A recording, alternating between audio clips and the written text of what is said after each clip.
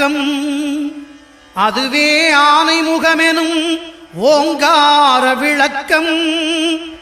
சுழலும் கோள்கள் அவன் சொல் கேட்கும். அவனை தொழுதால் போதும் நல்லதே நடக்கும். ஆனைமுகனை தொழுதால் நவக்கிரகங்களும் மகிழும்.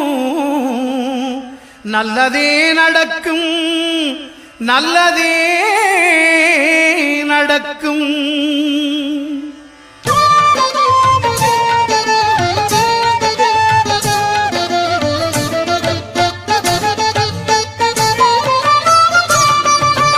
ஒன்பது கோளும் ஒன்றாய் காண அங்கு கற்பகம் என்னும் கடவுளின் மெய்யில்.